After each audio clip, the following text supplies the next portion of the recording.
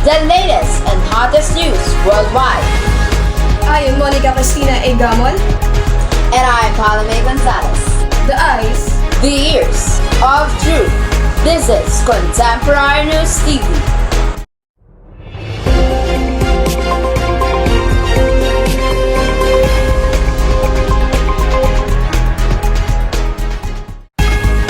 For the headlines, technology to benefit all goals can be achieved by 2030. And poverty goal is impossible to achieve by 2030. Increasing overconsumption of natural resources is feared. Sustainable economic systems. Attempting to re-establish stability.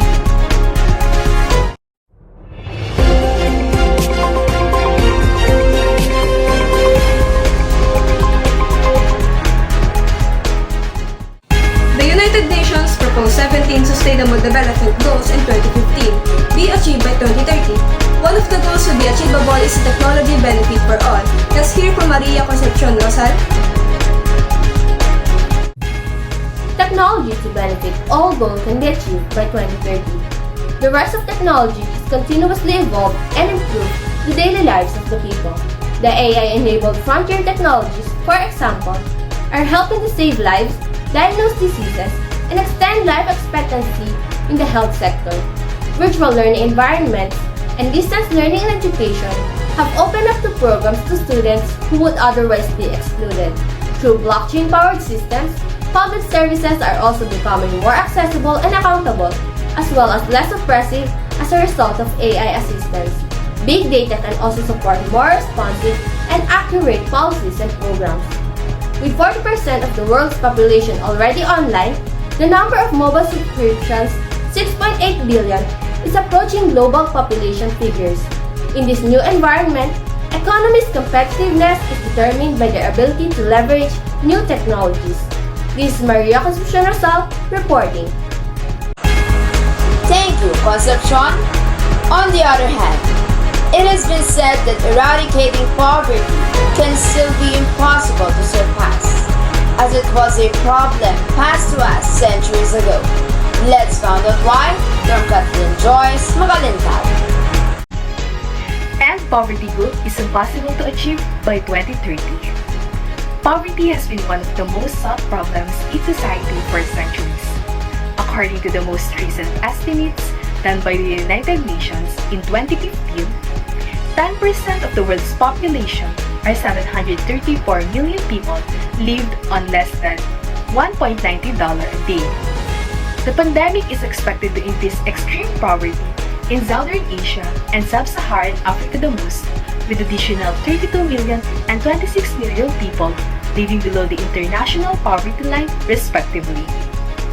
The pandemic's aftermath threatens to push over 70 million people in extreme poverty, and in the Philippines, based on the preliminary results of the Family Income and Expenditure Survey in 2021, poverty incidence among the population, defined as the proportion of Filipinos whose per capita income cannot sufficiently meet the individual basic food and non-food needs, was recorded at 18.1%. This translates to around 19.99 million Filipinos who live below the poverty threshold of about 12,030 pesos per month for a family of 5. The subsistence incidence, defined as the proportion of Filipinos whose income is not enough to meet even just basic food needs, slightly increased to 5.9% in 2021. It was estimated that the family of 5 need at least 8,379 pesos per month to meet their basic food requirements.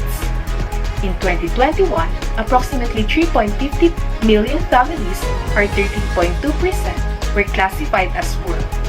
On the contrary, the subsistence incidence among families was found to be 3.9%, which equates to 1.04 million poor families living below the food poverty line.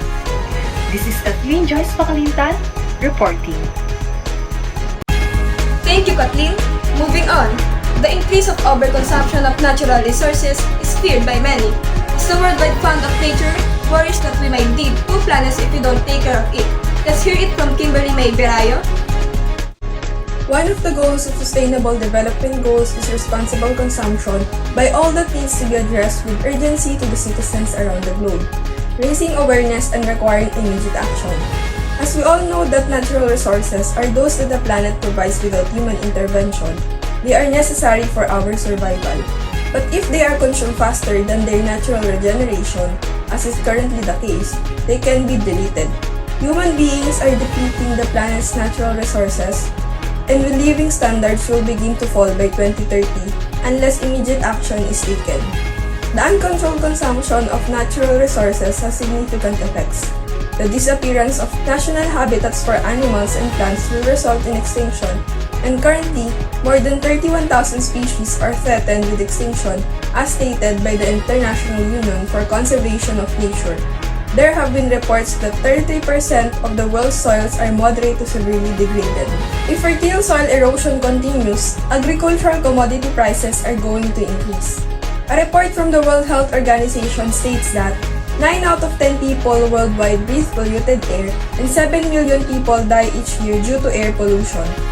The Worldwide Fund for Nature warns the current overexploitation of natural resources is causing an enormous deficit, as 20% more than what can be regenerated is consumed each year. And this percentage is steadily increasing. If we continue at this rate, we will need 2.5 planets to supply ourselves in 2050. Again, this is Kimberly Varayo reporting. Thank you, Kimberly. Up next, sustainable economic systems. But before we proceed, let's take a short break. This is Contemporary News Team.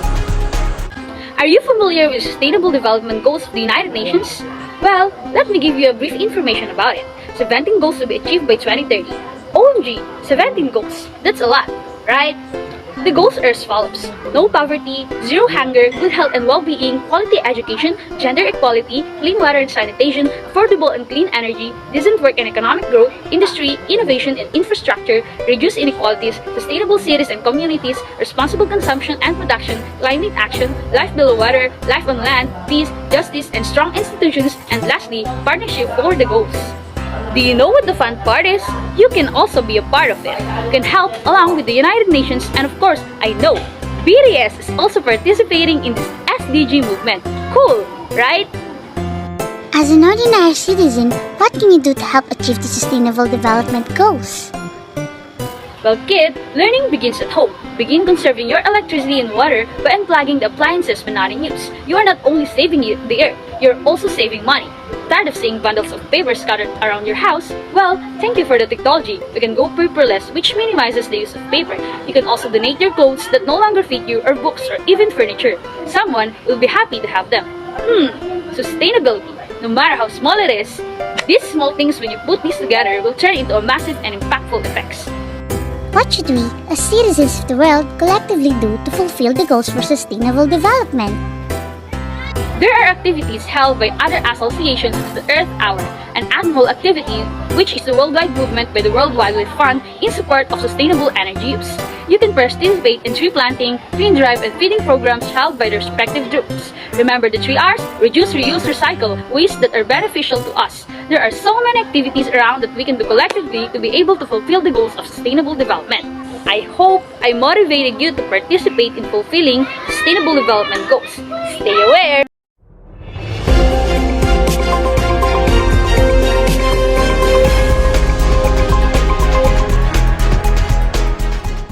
And we are back. This is Contemporary News TV, reporting live. Up next, attempting to establish stability and raising awareness of sustainability issues. But first, Aldrich Beck had forecasted events relating to sustainable economic systems. Partner? Yes, partner, you heard it right. Ulrich Beck, a German sociologist, coined the term race society, predicting events that would occur in the first decade of the 21st century. Given the strong impression of the global economy, it has become a zone of extreme uncertainty and risk. It can be recalled that a dimension of the crisis began in 1927. It wasn't just another business cycle malfunction, it was a serious breakdown that called into question the foundation of the modern approaches to welfare creations. The events are predicted as follows. financial market collapse, rising unemployment, deeper inequalities, a shrinking middle class, extreme indebtedness, and the government's inability to impose reforms were just a few of the symptoms of the global crisis. Furthermore, the challenges of the climate change and the scarcity of the resources necessary for the development of the technologies to keep the economy growing persisted. To further deepen our knowledge about sustainable economic system, such as the effect and importance of stability and sustainability, let's hear it first, the attempt to re-establish stability from Reyna Jane Bukas. Reyna? Yes, Nika. Stability is defined by its positional firmness, permanence, and resistance to change, and is defined as avoiding large squeeze in economic activity, high inflation, and excessive volatility in exchange rates and financial markets by the International Monetary Fund in 2012. This also refers to short-term indexes that describes the economy. According to Cook in 2009, every economy goes through periods of rapid growth with rising demands, higher inflation, and falling unemployment, followed by depression with reversal phenomena. That is why extreme highs and lows should be avoided. After years of post-war prosperity and overproduction, the economy collapsed dramatically in 1929 as the Great Depression. During the 1970s, the global economic crisis paved the way for new economic ideas. One can achieve stability by controlling the amount of money in circulation, called monetarism. On the other hand, Milton Friedman began to rule global capitalism. Global capitalism fits well with neoliberalism, which grew with Ronald Reagan's free market report in the United States and Margaret Thatcher's in the United Kingdom. The 1990s saw global economic collapses, such as Asian financial crisis in 1987, the Russian crisis, and the Argentina disaster, which began in 1999. These crises were primarily attributed to major political mistakes, but their contagion effects were particularly concerning. Many countries have been attempting to re-establish stability since 2007. This is Reyna Jane Bukas reporting. Thank you, Reyna. Let's move on to the last topic, raising awareness of the sustainability issue. Reporting live by Hannah K. Cruz. Hannah? It considers a system's long-term ability to exist rather than its short-term resistance to change. According to the Brundtland Report on the World Commission on Environment and Development in 1987, development that meets the needs of the present without jeopardizing future generations' ability to meet their own needs deserves the label of sustainability. Technology has evolved into a fantastic means of escaping the sustainability dilemma. The Solos One model from the 1950s saw innovation as the only option. Simply increasing the number of resources added to input may result in diminishing marginal returns. New technological and organizational ideas enabled us to surpass the steady state of zero growth and induce development without increasing resources. In the 1980s, Paul Romer and Robert Lucas proposed the New Growth Theory. Endogenous factors such as human capital and education were recognized as critical for growth, and their application was not constrained by the steady state of traditional resources. In the 19th century, the issue of sustainability was primarily concerned with social conditions in early industrial capitalism. The modern debate on sustainability has primarily focused on environmental issues. In 1968, Garrett Hardin published the most influential work, Tragedy of the Commons, which examined how actors in a free market economy depleted public goods, whereas the Club of Rome published The Limits to Growth, which addressed the correlation between economic growth and resource scarcity. Rising awareness of the sustainability issue in environmental issues and resources resulted in increased international cooperation.